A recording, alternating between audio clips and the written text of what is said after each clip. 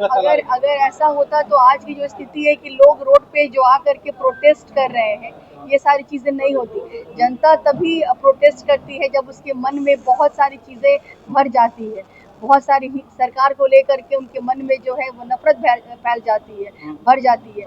ये नफरत का बिहार बन गया है। ये लोग अब यहाँ के बिहार के आज का ये बिहार, ये वो बिहार नहीं है जहाँ पे सिर्फ प्रायोरिटी रोटी कपड़ा और मकान थी। आज के बिहार का की डिमांड है रोजगार भी, एम्प्लॉयमेंट भी है, रिक्रूटमेंट भी है, इसके साथ साथ हेल्थ एंड हाइजीन भी है, एजुकेशन भी है, और मॉडिफिकेशन टेक्नोलॉजी की हम बात करते हैं, इंडस्ट्रियल की यहाँ पे नीड है, एजुकेशन की यहाँ पे नीड है। तो आज का बिहार ये सारी चीज़ चाहता है जो कि बाकी स्टेट को मिल रही है।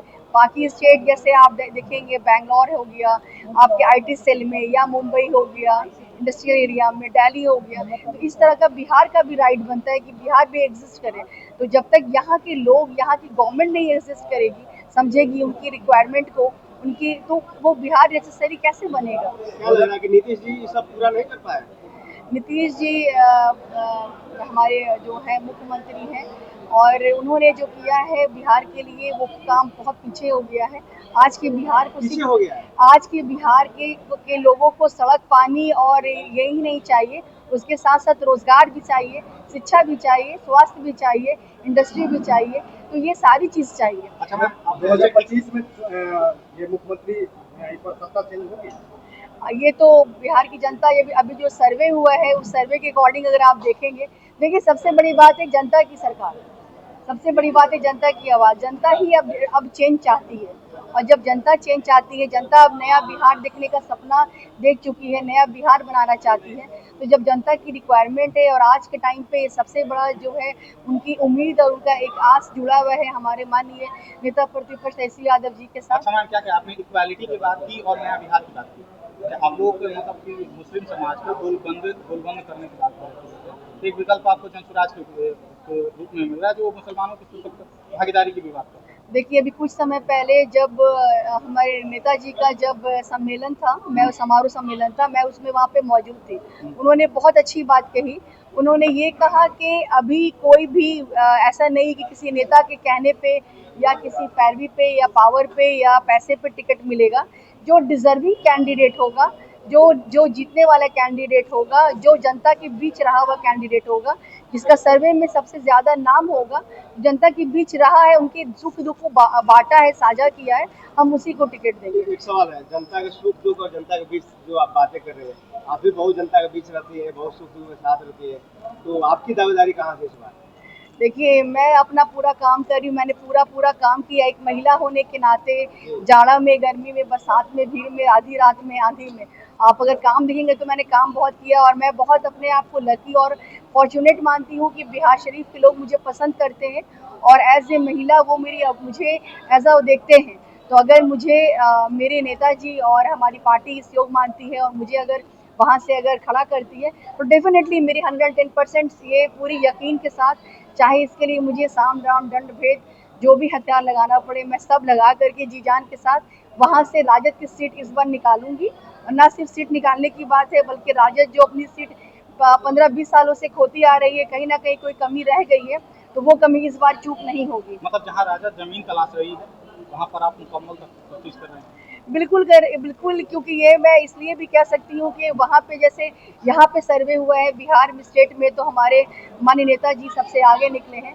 तो और जो बिहार शरीफ में अब तक सर्वे हुआ है, सब आप ही लोगों का मेरे पास फोन आता है कि आपका नाम सबसे आगे है, ये है। जनता जो बोलती है हम लोग बोलते हैं। तो बस वही, तो मुझे ये भी अच्छा लगता है कि लोग मुझे पसंद कर रहे हैं, मेरे काम को सराह रहे हैं, मुझे आशीर्वाद दे रहे हैं। में अब तक सर्वे हुआ है, सब आप ही लोगों का मेरे पास फोन आता है कि आपका नाम सबसे आगे है, ये है। जनता जो बोलती है हम लोग बोलते हैं। तो बस वही, तो मुझे ये भी अच्छा लगता है कि लोग मुझे पसंद कर रहे हैं, मेरे काम को सराह रहे हैं, मुझे आशीर्वाद दे रहे हैं, प्यार दे रहे हैं। तो इसी तरह से मैं आगे भी उनका सपोर्ट और साथ चाहती हूँ। एक सवाल रहेगा, अगर आप जीतती हैं वहाँ से चुनाव, एमएलए बनती है, तो वहाँ के स्थानीय लेवल पे जो समस्या है, कौन से 3 काम करेंगे? सबसे पहला तो मेरा ये काम रहेगा कि हमारे नेताजी ने जो अनाउंस किया है महिलाओं के लिए, कि उनको 2500 रुपया दी जाएगी, वो मैं सुनिश्चित करूँगी कि वो उनके अकाउंट में मिले। वृद्धा पेंशन जो 400 मिल रहा है वो बढ़ा के उन्हें 1500 रुपया किया है, वो मेरी हो गई रिक्वायरमेंट होगी कि वो उनको मिले। और जो बिजली बिल जो कि अभी के टाइम पे स्मार्ट मीटर लगने की वजह से बहुत महंगी हो गई है, बच्चे अंधेरे में पढ़ नहीं पा रहे, मीटर काट दिया जा रहा है, जो बिजली बिल नहीं पे कर पा रहे, तो वो 200 यूनिटों को बिजली मुफ्त मिले। इसके साथ साथ तो बहुत सारे अनाउंसमेंट किए गए हैं, वो सारी जो अनाउंसमेंट जो बाकी शहरों में क्या समस्या है अभी वहाँ पे? जो उसके बिहार बाद देखिए, सबसे पहले तो आप ये देखिए कि इंडिया लेवल पे हम बात अगर करते हैं, देश के लेवल पे करते हैं, तो बिहार ही सबसे पीछे है। और बिहार जब सबसे पीछे पॉवर्टी के लिए जाना जाता है, रिक्रूटमेंट के नाम पे यहाँ पे जीरो है, कोई भी बड़ी इंडस्ट्री यहाँ पे लगती नहीं है, और अगर जो लगती है तो वो लॉ एंड ऑर्डर यहाँ पे पहले ही खत्म हो चुका है, गुंडा राज चल रहा है आए दिन। क्या चल रहा है? अभी आप कुछ दिन पहले देखा ना पारस में अभी आपने देखा, आप ही लोगों ने दिखाया है मीडिया में। मैं तो बहुत अच्छा मानती हूँ कि मीडिया जो है वो चीज़ों को ट्रांसपेरेंट रखती है, और ट्रांसपेरेंट रखते हुए जो न्यूज़ चैनल नहीं दिखा पा रहे हैं वो मीडिया दिखा देती है। सोशल मीडिया का ज़माना है और सारी चीज़ें ट्रांसपेरेंट है, पारदर्शी है आज के समय में। तो जो पारस में मरीज अभी भर्ती होते हैं, उनको जाके खुले में मार के लोग चले आते हैं। महिलाओं के साथ जो है, कुछ दिन पहले नालंदा जिला में उनके पैर में कील ठोक दिया जाता है, यहाँ तक एक छोटी सी बच्ची के साथ मुजफ्फरपुर में दुष्कर्म किया जाता है। तो लॉ एंड ऑर्डर है कहाँ पे अभी तो यहाँ सरकार बोलती है कि सुशासन की सरकार है। अगर सुशासन की सरकार है तो ये सारा क्राइम रेट आप लोग क्यों दिखा रहे हैं, कहाँ से आप लोग ला रहे हैं फिर? मैम आखिरी सवाल है, चिराग पासवान ने अपराध पर जब से बयान दिए तब से लगातार वो सुर्खियों में, और ये तेजस्वी यादव उनको निशाना चाहते हुए कह रहे थे। क्या लग रहा है, चिराग पासवान एनडीए को बर्बाद कर रहे हैं या समर्थन कर रहे हैं?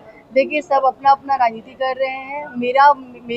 मैंने आरजेडी पार्टी इसलिए ज्वाइन किया, और सबसे बड़ी बात है कि मैं तेजस्वी जी से बहुत ज्यादा आने वाले इंस्पिरेशन समय में ली चिराग हूँ। पासवान क्या तेजस्वी यादव के साथ आएंगे?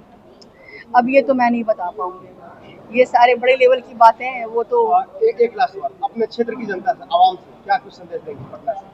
मैं अपने क्षेत्र की जनता से यही बस कहना चाहूँगी, जैसे आप लोगों ने अभी तक मुझे समर्थन दिया है, साथ दिया है, अपना पूरा आशीर्वाद दिया है, प्यार दिखाया है, और मैं बहुत खुशनसीब हूँ कि आप लोग मुझे इतना सराह रहे हैं, मेरे कामों को पसंद कर रहे हैं। इसी तरह से आने वाले वक्त में भी आप लोग सपोर्ट करिए। इस बार आरजेडी की सीट हर हाल में वहाँ से निकलनी चाहिए, क्योंकि अगर इस बार हमने चेंज नहीं किया तो आने वाला 5 साल फिर हम परेशान होंगे और फिर हम रोएंगे, और जब तक हम अपनी स्थिति नहीं बदलेंगे तो कोई बाहर से हमारी हालात बदलने नहीं आएगा। तो इसलिए इस बार जो वोट करना है बहुत सोच समझ बूझ के करना है, बदलाव के लिए करना है, चेंज के लिए करना है, अपने रोजगार के लिए करना है, अपने बच्चों के लिए करना है, और घर की महिलाओं को अपना आँख खोल के वोट डालना है। चलिए, बहुत बहुत थैंक धन्यवाद। यू।